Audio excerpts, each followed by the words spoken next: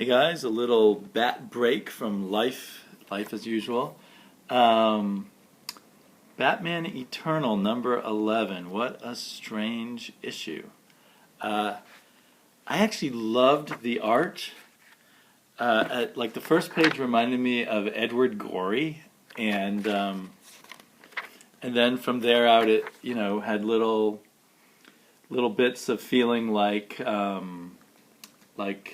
Frank Quietly and Mobius and kind of children's picture book kind of thing, and it was colored by Dave Stewart, who did just really added to the charm of it, but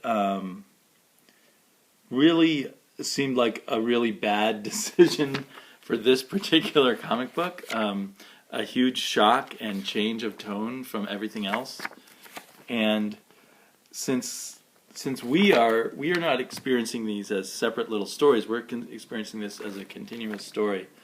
We've all complained a little bit about the shock of the change between artists, and here they provided was just a much bigger shock. So I have very mixed feelings because I really like this art. I want to see more comics by this artist, particularly if they're colored by Dave Stewart. But and I thought he did a fantastic job within his style. But his style, and his name is Ian Bertram. His style, like I said, it's kind of a mix of more avant-garde-ish, European-ish feeling stuff and children's storybooks and stuff like that. And as such, it gives it a more dreamlike and a more sort of darkly humorous feel to the whole proceeding. Which made, amongst other things, and it may be partially with the way they wrote it, made Batgirl's trip to Brazil to interrogate this Brazilian actor from a telenova. I don't know if telenovelas are part of Brazilian TV or just other, since Brazil is somewhat different from the other Spanish-speaking countries. Since they don't speak Spanish there, they are Portuguese, and they have a somewhat different culture. But maybe they do have that. Anyway, that's a side thing. Her going down to Latin America already feels like filler, because by the end we discover she's learned nothing. So there really was no point in all of that. It wasn't an important episode. It was just giving a little because they had to have a Batgirl episode, they put in a Batgirl episode. But she's not really making progress, and Red Hood shows up at the end as kind of a deus ex machina, a god in the box. He just comes and solves the problem, i.e. he tells her what's really going on, and rescues her and rescues the guy, the actor. So yeah, and she doesn't even have to defeat the Scorpiana because El Gaucho comes along and does it. So it's kind of, in the end, a meaningless story for her, and told, because of the art, or perhaps also the way it was scripted, told as this jokey, unrealistic children's story. So that, while making an interesting issue, if you just pick this up by itself and weren't part of all of this, an interesting issue to look at and kind of enjoy, it just, again, doesn't fit the pieces that well of what we're reading. Now, there are other storylines going on here, and one is, and again, I'm really spoiling things, so don't watch this video any further, unless you've already read this or don't care about spoilers. But we see a woman receiving a letter in a cemetery at the beginning, and then at the end we read the letter with her and realize that this is Selina Kyle, Catwoman. Do we already know that she regularly goes to this grave of Lola McIntyre at the cemetery? Is that the young girl she was with, protecting in Batman Year One? I don't know. But someone knows she regularly goes to this gravestone. I don't think it's her mother's gravestone. The name doesn't... I don't know. I just don't know enough about Catwoman, I guess. So it just seems odd that she goes regularly to this grave that is unidentified to us, and there she gets a letter from her father. And I'm still trying to wonder if Carmine Falcone is her father or has anything to do with her father, since I've read that at one point he was thought to be her father in pre-New 52 continuity. But another good... So all the backstories are actually pretty good. We get a little more about Alfred and his daughter, and how she thinks he's just gone on to become a butler to some spoiled millionaire and doesn't realize he's still fighting the good fight, and he can't tell her, of course. And we get a good bit of Stephanie Brown learning more about her father and her own memories of kind of a nightmare of her father being attacked by Batman. All of that's really cool. So I think other people have said that those sub-threads, those continuing threads in the story were more interesting than the main story of Batwoman fighting this kind of ridiculous Scorpiana villain who is such a big fan of the actor that she's attacking him for some reason.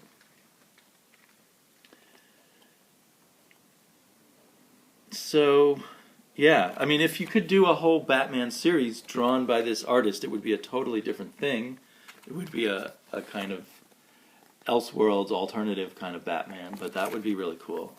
But it just seems like they're purposefully screwing with the audience by changing the artist so radically like this.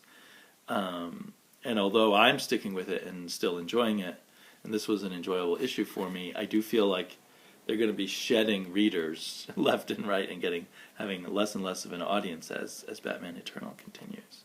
And it will also seems like it will be even worse in a trade when each chapter has a radically different art and thus mood and tone. So yeah, something I enjoyed, but with reservations like that.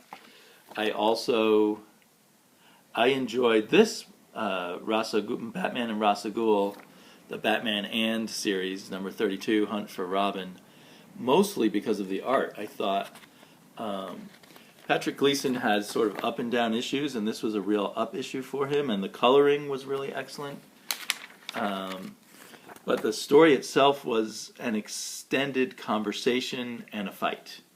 And a fight that is inconclusive because at the end of the issue, it's interrupted by one of the, I'm going to spoil it, one of the villains from, look how wonderful that art is, though. I mean, this was just a really well-drawn issue, and I was just really glad to look at it.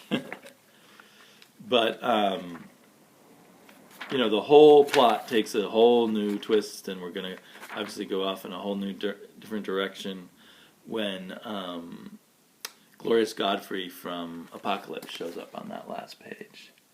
And I hadn't been paying attention, I knew a Robin Rises was coming, but I just assumed it would somehow be separate from this. But it looks like this whole plot is now hijacked by the Robin Rises, which will take Batman to Apocalypse, to the evil side of the New Gods, which in itself is really cool. But it makes me feel like these last 4 issues, has it been 4 issues? I think so. Last 4 issues have been just a filler wild goose chase to keep Batman busy until they're ready to do their Batman Goes to Apocalypse, Robin Rises plot. I am looking forward to Batman going to Apocalypse, but in retrospect, these issues, I liked the Aquaman issue, and I liked I did not like the Wonder Woman issue that much. I liked the Frankenstein issue, but especially in that Aquaman issue, we get this image of this sort of crazed mad scientist Ra's al Ghul, and I just wanted us to sink our teeth into that more, to explore that more, and we didn't really get a chance. So that was my 2 Bat books of the week. However, I bought 3 other Bat books. I bought 3 issues of Detective Comics, and I'd like to do a video on those later. And I've been reading more of Future's End. And Future's End is kind of a lesson in how you should do a weekly comic book with a big story, big continuous story. On the other hand, even though Future's End is done better, Batman is really compelling, and there's just something cool about a big story involving Batman and involving all these Bat-related characters. Although at this point I feel like they could call Batman Eternal Batman Inc., Batman Incorporated, would probably be the more appropriate title, because that's really what it's ending up being. Anyway, I continue for the fun ride on that. I still haven't figured out, is the story even continuing in Batman End, or is there just a whole separate miniseries called Robin Rises, and I should just be buying that, and Batman End, who knows what's going on with that. Robin Rises Omega #1, and then continues monthly in the pages of Batman and Robin, starting with issue 33. So you gotta buy a one-shot plus by Batman and Robin. At least they're all written by Peter Tomasi. Peter Tomasi, I find, like this issue was a weak issue. I find sometimes he's doing brilliant work, and sometimes it seems like he's just doing the work of a talented but cynical hack, where he's just stretching the story and creating filler.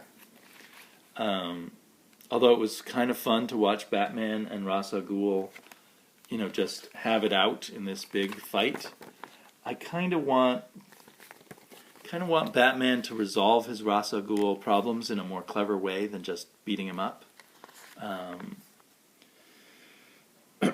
I continue to really enjoy Frankenstein Agent of Shade's appearance here, and I'm enjoying seeing him in Future's End also. So I'm secretly hoping, although I doubt that will happen, that Frankenstein comes along for the ride to Apocalypse. That would be really cool. So, yeah, I'm looking forward to the Robin Rises plotline, but feel the Ra's al Ghul plotline is too much dangling and not fleshed out enough. Okay, guys, I think I was particularly just kind of wandering here. I just at the last minute, my daughter went to take a little break by herself, and I thought I could just jump on here and tell you my thoughts. Hopefully it wasn't too boring. Talk to you all later. Bye-bye.